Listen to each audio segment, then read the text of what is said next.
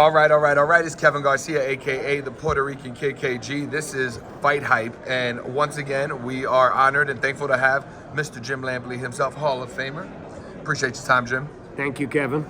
Yeah, a bunch of stuff we could talk about. We're here in Vegas, and obviously, number one topic should be Frank Tank. This fight is happening this week. What are your thoughts on this fight and potential outcome? Well, everybody sees it as a potential further validator for Tank.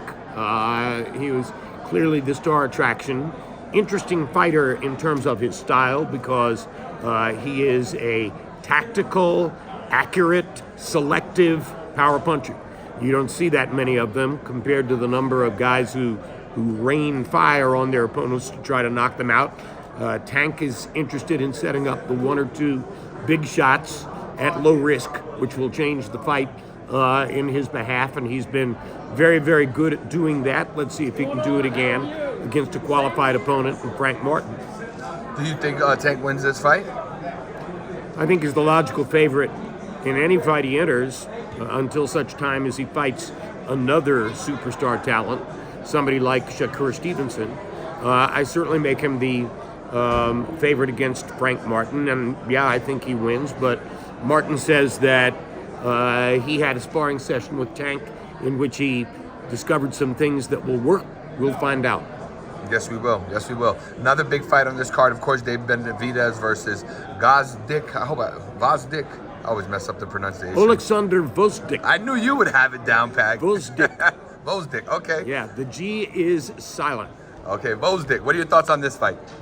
It's a good test for Benavidez because he's going against an Eastern European, deep amateur background, well-trained technician in Gvozdyk. In fact, David Benavidez was very frank with me a few weeks ago here, telling me that when he sparred with Gvozdyk in Oxnard a couple of years ago, he had trouble.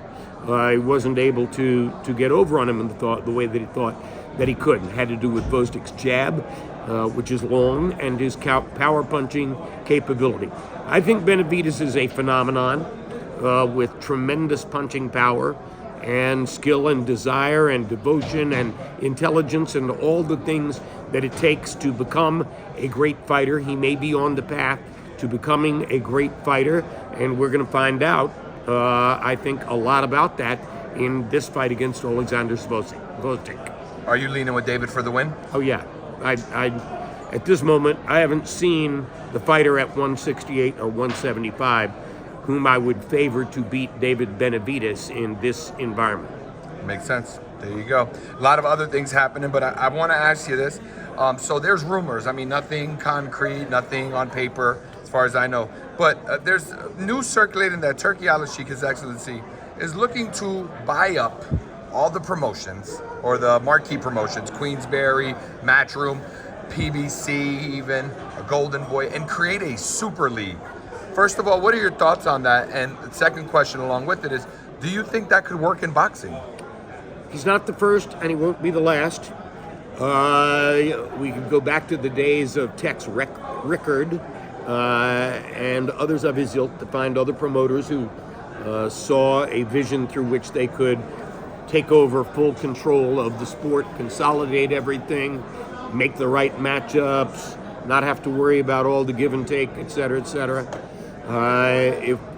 If this planet were populated by some cognitive creature other than human beings, maybe, but we're talking about human beings here, and we're talking about polyglot sport with fighters from all sorts of different cultures, managers and trainers from all sorts of different cultures, everybody with personal ambitions, everybody with financial ambitions. No, nobody's going to be able to consolidate individual control of the whole sport, regardless of what his name or his background is. There you go. So we'll just have to see how that plays out, but we appreciate your thoughts on it.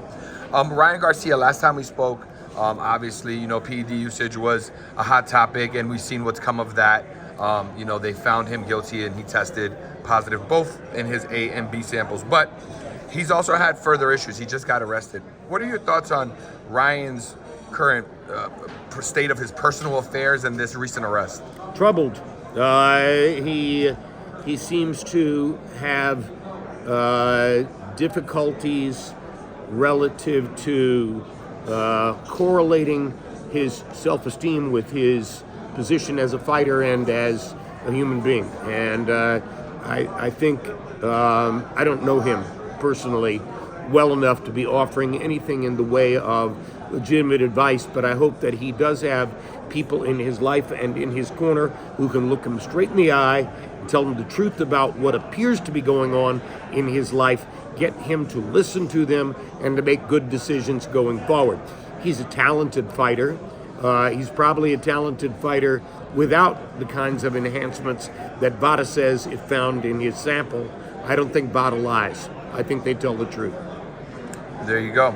Last question for you, Jim, because I'm sure we'll be seeing you a lot this week, and we'll ask you a bunch of other stuff. But for right now, Adrian Broner just took a loss last weekend. What are your thoughts on Adrian Broner, that loss, and just his career path moving forward? It's a sport of very fine margins of competition.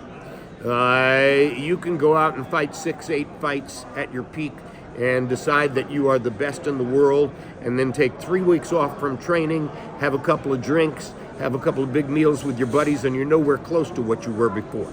It is a perfectionist sport that requires really devoted, legitimate attention to being the best you can be every day.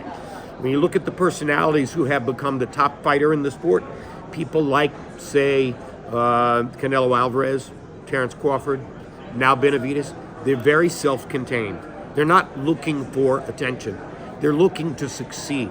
They're looking to make themselves better through an internalized process, which is what boxing is. So I think that, when fighters get infatuated with their public image and their relationship to the audience, unless you have a 1 in a million like Floyd Mayweather, usually they're flirting with danger if they do that kind of thing. Yeah. Do you think he still has room to move forward, or have we seen the end of Adrian Broner? Adrian Broner? Correct. I haven't heard his name in years. Before I paid attention to what went on within the last 2 or 3 weeks, I haven't heard anything about Adrian Broner. I have to assume, based on just the pure superficial evidence that we're looking at, that he ran into some money problems, decided he needed to make more money again, and went back to fighting fights. That's what fighters do when they find a little hole in the wallet and want to make more. Gotcha. Thank you for all your feedback. And before I let you go, just for our fans and everybody watching, Jim Lampley co-hosts the exclusive viewer chat in real time throughout Saturday's Tank Davis Frank Martin World Championship. It's an HD live stream at 8 p.m. Eastern Standard Time, only on ppv.com. Thank you, Jim. Brilliant. Appreciate your time. We'll see you on Fight Hype soon. My privilege. All right, we out. Peace.